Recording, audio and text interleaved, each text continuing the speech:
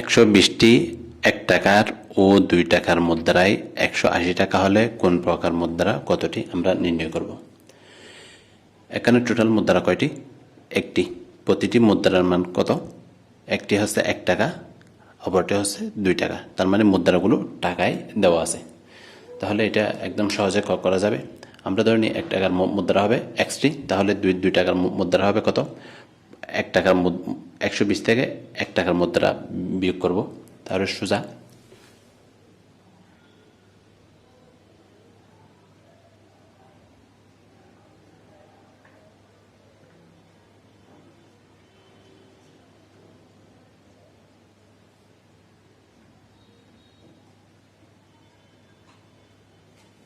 2 টাকার মুদ্রা 120 থেকে আমরা x বিয়োগ করি।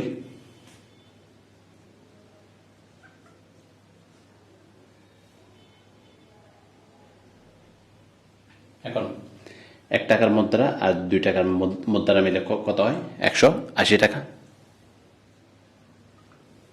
দিয়ে দিলাম 1 টাকার মুদ্রা কত? x।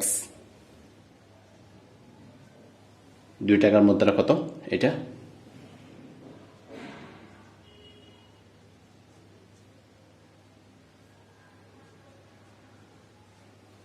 কিন্তু কথা হচ্ছে এখানে দেওয়া আছে কোনটা কত করে? 1 টাকারটা হচ্ছে একটি। 1 টাকার কয়টা? একটা। তাহলে 1x, এটা হচ্ছে 1 টাকার। আর 2 টাকার মুদ্রা, তাহলে এটার সাথে আমরা কত গুণ দিব? 2 গুণ দিব। তাহলে এখন আমরা ক্যালকুলেশন করতে পারি।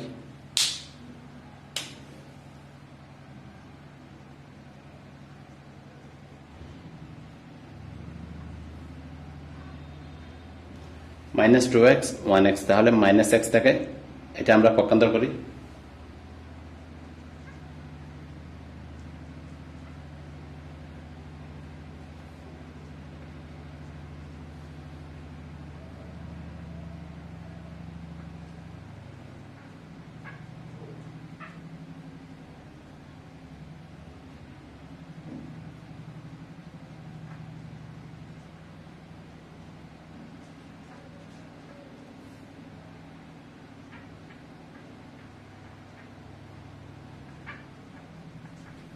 তাহলে 1 টাকার মুদ্রা আমরা কয়টা পেলাম? 7টা। তাহলে 2 টাকার মুদ্রা কয়টা হবে?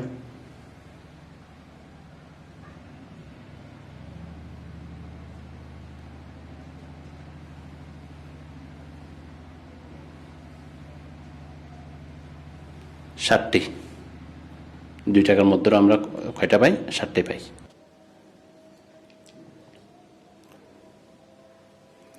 একশো 20টি 25 পয়সার ও 50 পয়সার মুদ্রায় 35 টাকা হলে কোন প্রকার মুদ্রা কয়টা আমরা নির্ণয় করি। প্রথমে আমরা ধরে নিই 25 পয়সার মুদ্রা x টি, তাহলে 50 পয়সাটা হবে 120 থেকে 25 পয়সাটা আমরা বিয়োগ করব।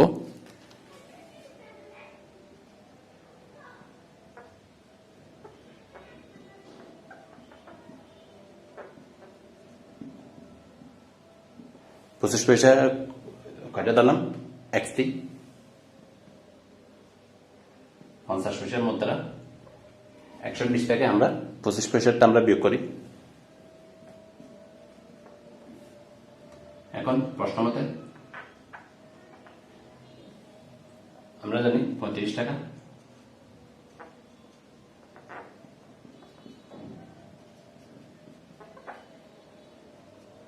এক টাকা সমান 100 পয়সা। তাহলে 35 টাকা সমান কত? 3500 পয়সা। এখন আমরা এই দুইটা যোগ করি। x প্লাস 120 মাইনাস x সমান 3500। কিন্তু এখানে দেওয়া আছে পয়সা, x টি পয়সা। কোনটা কয়টা? কত? তাহলে 25। এটার আগে 25 দিলাম, এটার আগে আমরা 50 দিলাম।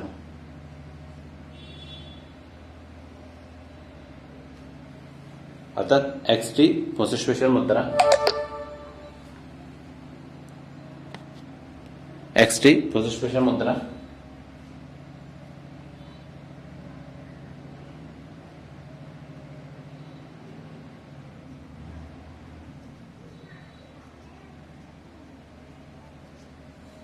সমান 25x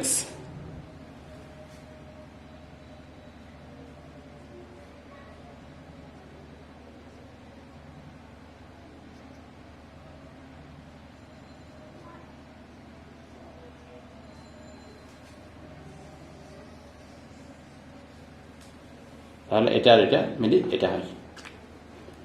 এখন আশা করি বুঝতে পেরেছেন।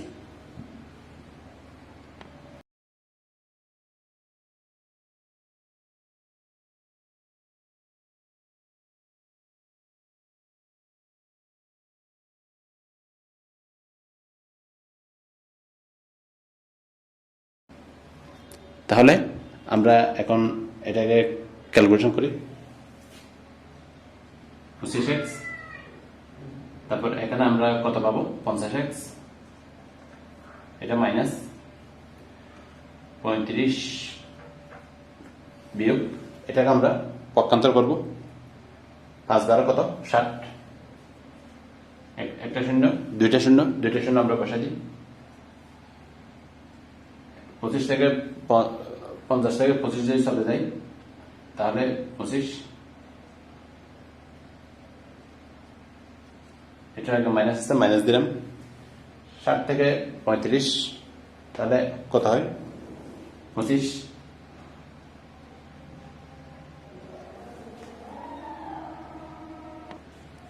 এখন আমরা 25 দ্বারা ভাগ করি উভয় পক্ষে, তাহলে 25 পয়সার মধ্যে 100টি, 50 পয়সার মধ্যে 120 মাইনাস 100 তাহলে 20টি।